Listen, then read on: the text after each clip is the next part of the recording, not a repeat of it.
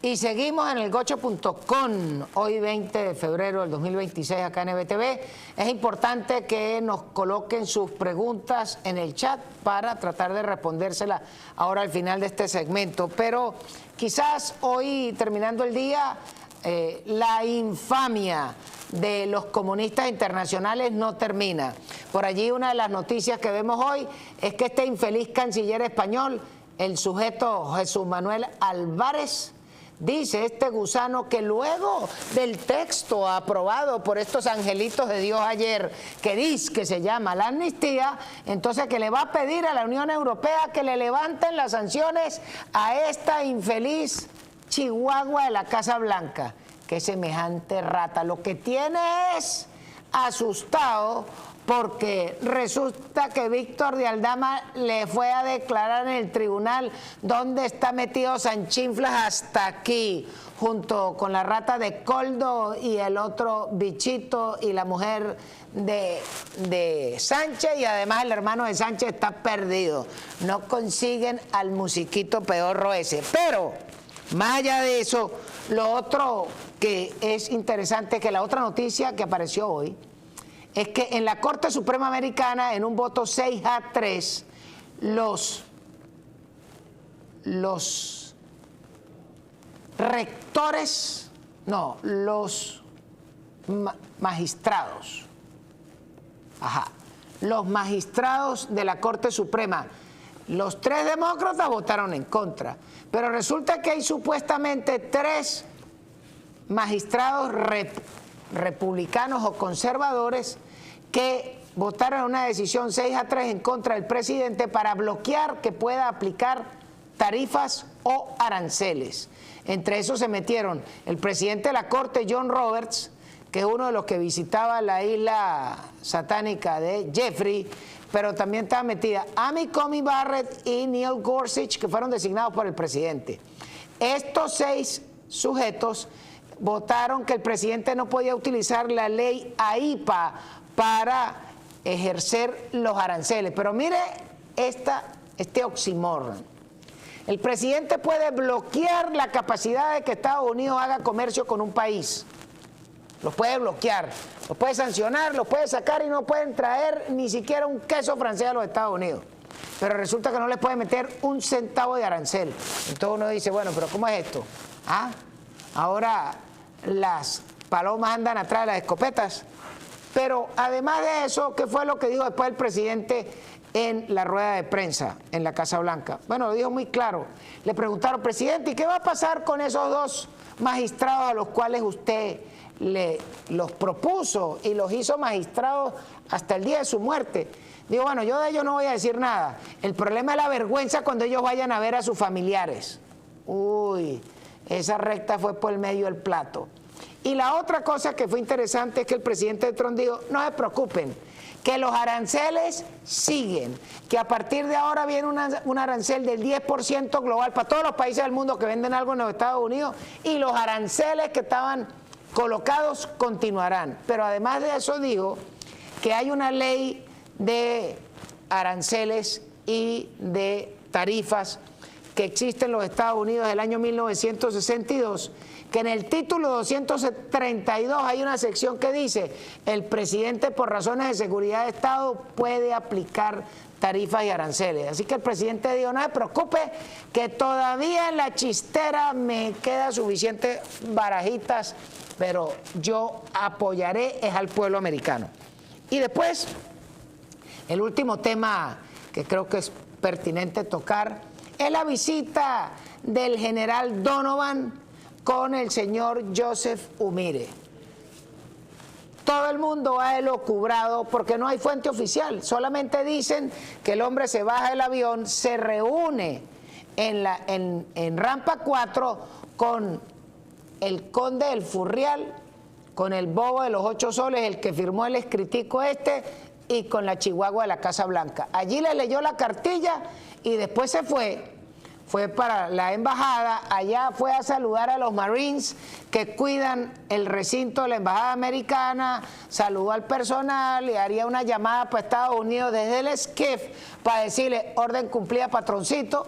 Llamaría a Pete Hegseth o llamaría directamente al Catire o al señor Marco Rubio, y después agarró su avión y volvió y se largó. Ahora, todo el mundo se pregunta, ¿y qué fue lo que vinieron a decir?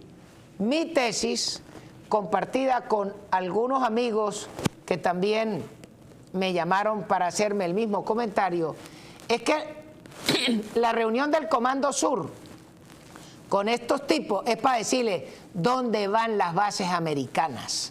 Porque si hoy en Venezuela tenemos tutela del gobierno y luego de lo que los venezolanos hicimos en contra de nuestros socios, que fue que desde el negocio que hiciese Juan Vicente Gómez hasta 1976 cuando los votamos, ¿y qué dieron los americanos? Vinimos a pelear una guerra en Venezuela y en esta no nos vamos. ¿Y qué significa no nos vamos? Más fácil, es que van a montar las bases, y el señor Donovan lo que vino fue a decirle dónde van las bases.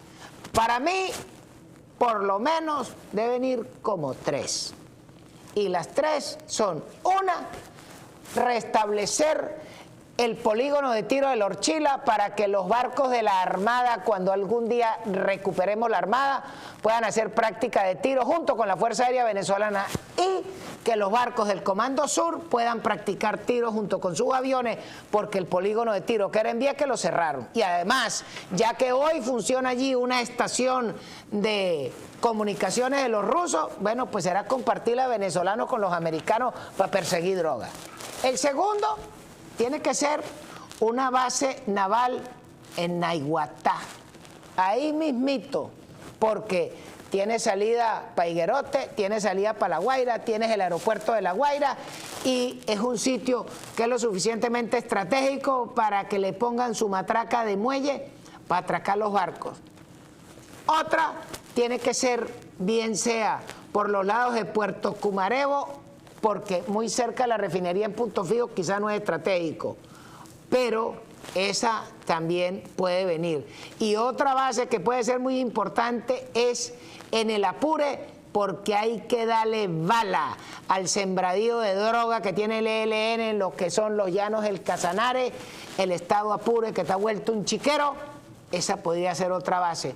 Y la última, el regalo de la torta en Casiguelcubo. ¿Por qué? Porque en Venezuela hay que limpiar este terreno de lo que significan las 300.000 hectáreas sembradas de droga del lado colombiano, y muchas que ya están sembrando del lado acá de la península, digo, de la Sierra de Perijá. Vamos con las preguntas, dice Carolina Merino.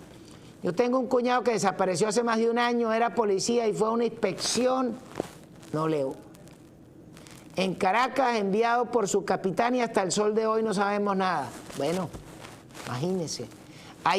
Yo lo que sugiero es que tiene que meterse la familia en el correo electrónico de la Embajada Americana y poner el caso ahí y presentarlo, porque alguien se lo tiene que leer. Ajá, a ver, dice Eris Martínez Medina.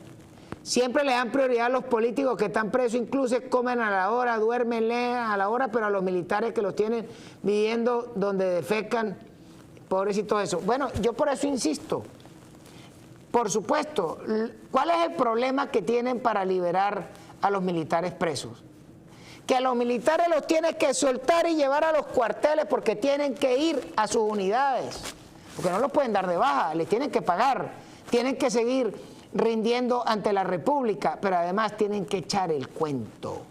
Y los políticos, bueno, porque es que los políticos salen a hacer campaña, pero los militares tienen que ir a los cuarteles y tienen que decir la verdad. Dice Mr. Corocito, en lo personal la ley de amnistía mal redactada o bien redactada no importa, si importa es que todos los presos políticos salgan libres. El menester de Estados Unidos infiera de que todos salgan libres. Dice Gocho, ¿te parece hacer una cárcel frente al muro de contención de Lagunilla para meter presos a los jerarcas chavistas en Venezuela? Ponga los presos donde usted quiera, desde el Pico Bolívar hasta el último hueco de la ciénaga de Paraguachón, para allá los puede llevar. Bueno, Muchísimas gracias por su atención, por sus opiniones. Síganos en nuestras redes, gocho.oficial, en las redes de EBTV, y nos vemos la semana que viene en este espacio, elgocho.com.